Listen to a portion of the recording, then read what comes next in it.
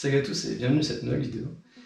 Avec l'épidémie de Covid-19, ma vie en ce moment, je vous avoue que ça a été un peu le bordel, et notamment au niveau de mes études. Comme la plupart des universités et des établissements scolaires, mon école est fermée depuis quelques temps et la situation devrait continuer au moins encore pendant quelques semaines. Et dans ces nouvelles conditions, je vous cache pas que pour moi ça a vraiment été une grosse galère de se concentrer et de se remettre à bosser. Quand je suis à la maison, il y a toutes les distractions qui sont vraiment à portée de main. Pour moi, c'est chiller au lit et mater des films, bouquiner sur le canapé ou me poser au soleil sur le balcon. Pour vous, c'est peut-être jouer aux jeux vidéo, faire des gâteaux ou poster votre dernière vidéo sur TikTok. En tout cas, tout paraît plus cool que se poser et bosser sur la table de la cuisine. Et quand j'ai enfin réussi à poser mon cul sur ma chaise et à me mettre au taf, c'est encore loin d'être gagné. Avec le confinement, tous mes cours sont en ligne. Donc si je veux pouvoir bosser, il me faut forcément une connexion internet pour accéder à mes ressources, mes exercices et les vidéos des profs. J'utilise aussi mon téléphone pour checker mes mails et répondre aux messages pour les projets et les travaux de groupe. Sauf qu'à côté de ces applications dont j'ai besoin, il y a Instagram, YouTube, Snapchat, et je pense que vous savez comme moi à quel point c'est trop facile de se laisser tenter et de finir par passer une demi-heure à scroller les fils d'actu des réseaux. Et avec le confinement, les gens se font chier, du coup tout le monde poste toute la journée, et t'as constamment du nouveau contenu, du coup tu perds un temps fou au lieu de bosser. Autant dire que si je faisais rien pour changer ça, et avec tout le retard qui s'accumulait, mon semestre il allait très vite finir en PLS. Le problème c'est que je suis un vrai flemmard, alors j'ai aucune volonté, et dès que j'ai mon téléphone à portée de main, je me laisse distraire hyper facilement. Et comme je vous ai dit en fait, j'ai besoin d'internet pour bosser. Genre je peux pas poser mon téléphone dans une autre pièce, le mettre en mode avion, éteindre mon ordinateur, tout ça, alors j'ai besoin d'internet. Mais grâce à l'astuce dont je vais vous parler, j'ai enfin réussi à me remettre au travail, j'arrive à rester productif et focus du matin au soir, et je pense que c'est vraiment en train de sauver mon semestre, et j'espère que ça va pouvoir vous aider aussi. Et cette appli, c'est Cold Turkey. C'est un logiciel gratuit qui permet de bloquer certains sites internet que vous définissez pendant une période prédéfinie. Vous pouvez utiliser la liste de sites prédéfinis qui est très complète, ou créer votre propre liste de sites interdits.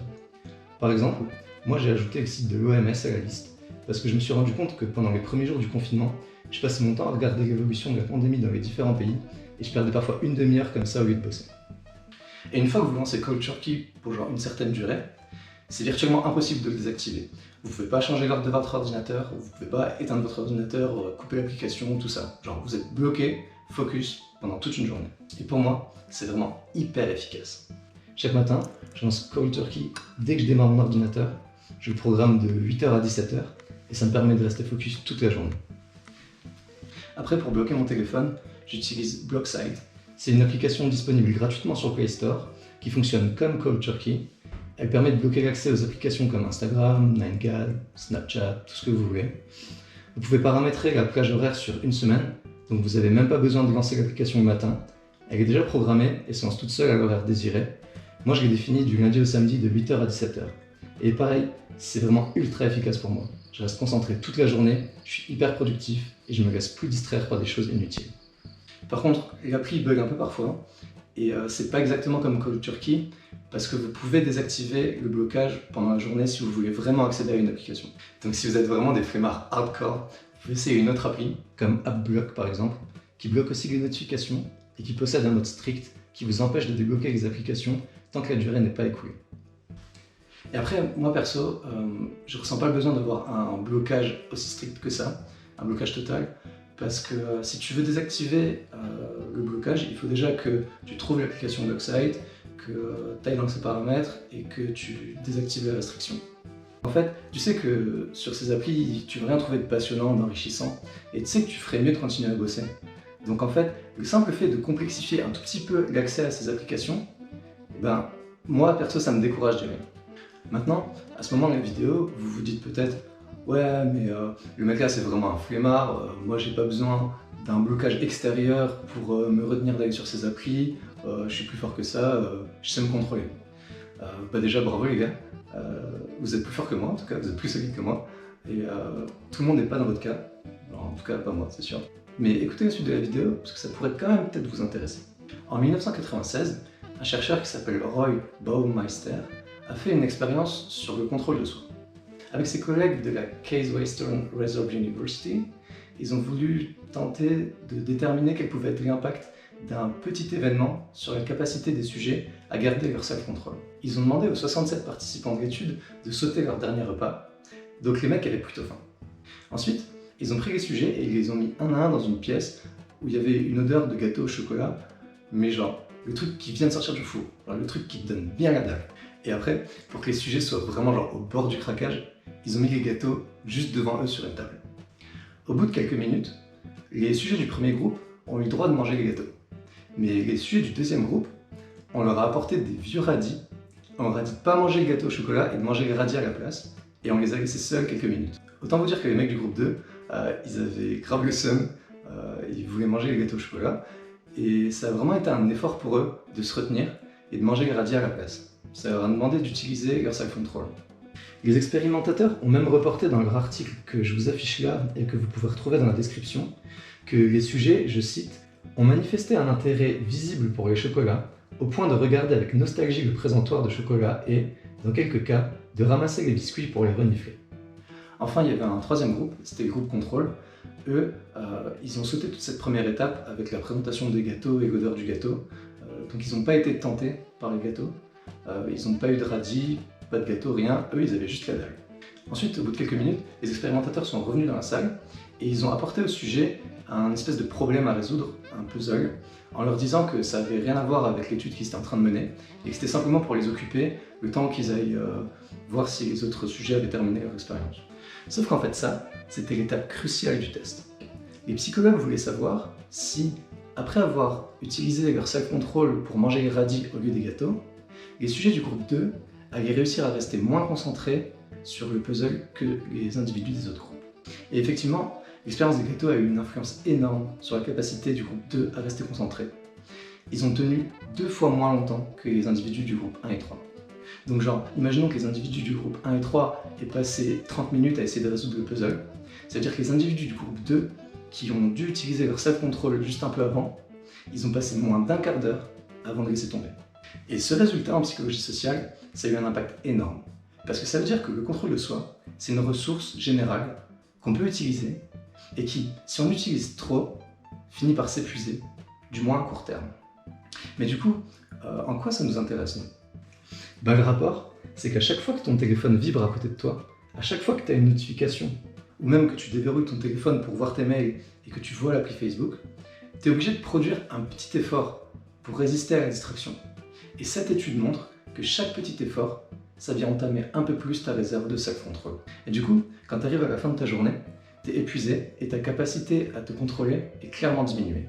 Et en fait, ça veut dire que à la fin de ta journée de taf, même si tu as réussi à rester solide, à rester focus sur tes cours et tout et à pas te laisser distraire, bah t'es fatigué et t'as plus l'énergie que tu aurais pu avoir autrement pour te lancer dans un projet perso, pour accomplir des trucs auxquels genre, tu penses souvent, des trucs qui te font kiffer et que tu aimerais bien faire, mais pour lesquels tu n'as jamais l'énergie en fin de journée. Comme, je sais pas, apprendre à jouer d'un instrument, apprendre une nouvelle langue, faire du sport, bref, te dépasser et devenir une meilleure version de toi-même. Et voilà tout l'intérêt du bloqueur. Utiliser un bloqueur de site ou d'application, ça te permet de te décharger mentalement de cette tâche. T'as plus besoin de te forcer à rester concentré, t'as plus besoin de te forcer à éviter les distractions, t'as plus besoin de te forcer à ignorer les notifications. L'application le fait à ta place, et du coup ça te libère mentalement, et ça te permet d'utiliser ton cerveau à 100% pour les tâches que tu devrais faire, c'est-à-dire étudier, apprendre tes cours, faire tes exercices, etc. Et surtout, t'épuises plus ton self-control. Et quand t'arrives le soir, et ben t'es encore frais et dispo pour faire les choses dont t'as envie. Enfin, il y a encore un dernier aspect qui est assez intéressant dans le fait d'utiliser un bloqueur d'application. Dans son livre The Power of Habit, Charles Duhigg parle du concept qu'il appelle Keystone Habit. Si on traduit ça en français, ça donne quelque chose comme habitude clé de voûte ou habitude pilier. C'est une petite tâche, un petit truc simple que tu fais tous les jours et qui va te mettre dans un bon mood pour réussir ta journée et accomplir tes objectifs. Dans son livre, l'auteur donne l'exemple des personnes qui veulent perdre du poids. Les psychologues ont remarqué que le fait de tenir un journal de ses repas, ça aide ces personnes à atteindre leurs objectifs. Et en fait, à première vue, c'est pas si évident. Tu peux bien écrire tous les jours ce que tu manges. Si tu écris que tu manges 4500 calories, tu vas pas perdre du poids. Par contre, le fait d'écrire tous les jours dans ton carnet, ça va te permettre d'identifier des aliments que tu manges souvent et que tu devrais essayer de remplacer. Ou bien des moments ou des heures dans la journée où tu as un petit creux et du coup tu bouffes des snacks. Donc à ce moment-là, tu vas essayer de ramener une pomme avec toi pour manger ça à la place d'un Twix ou je sais pas quoi quand t'arrives ton petit creux. Et surtout, écrire dans ce carnet, c'est facile. C'est un petit truc, ça te prend pas longtemps, et quand tu le fais, t'es fier de toi. Quand tu accomplis ce petit rituel, ça te met dans un bon mood. Et du coup, tu vas être plus enclin à réussir tes objectifs. Et bah dans notre cas à nous, activer Cold Turkey le matin quand tu te lèves, ça va être ça notre keystone habit. C'est beaucoup plus facile de lancer le bloqueur en un geste le matin que de tenter de rester concentré durant toute la journée quand tu commences à devenir fatigué. Là c'est le matin, t'es frais, en 3 clics tu lances l'application et c'est bon, t'es prêt pour toute la journée. T'as réussi ta première mission, tu pars sur une victoire et plus aucune distraction peut venir te perturber. Tu réussis à faire tout ce que tu avais prévu la veille, t'es super fier de toi, et le soir, t'as encore toute ton énergie pour te lancer dans tes projets perso et les trucs dont t'as vraiment envie. Et ce cercle vertueux, il repose sur cette keystone habit, ce simple geste que tu fais tous les matins, activer le bloqueur. Donc voilà, on arrive à la fin de la vidéo. Cette routine dont je vous ai parlé, pour moi ça marche de ouf, ça fait 4 semaines que je l'applique, et vraiment c'est un truc de dingue. J'ai rattrapé tout le retard que j'avais dans mes cours, je suis de nouveau à jour, mon semestre est sauvé. Vraiment j'essaie de tirer tout ce que je peux de positif de cette quarantaine, j'essaie de me lancer dans des projets perso et tout. Si toi aussi t'es comme moi, t'as plein d'idées, il y a plein de trucs que tu voudrais faire, mais en fin de journée tu trouves jamais l'énergie pour le faire, bah essaye cette routine, essaye ces astuces, et dis-moi en commentaire si ça marche pour toi. Merci d'avoir regardé cette vidéo, j'espère que ça vous aura été utile. N'hésitez pas à liker, partager, commenter. Dites-moi en commentaire quels sont vos objectifs du moment, ce que vous voudriez accomplir et comment vous comptez vous y prendre. Et puis en attendant, prenez soin de vous et de vos proches, restez chez vous, et puis à plus mes loulous.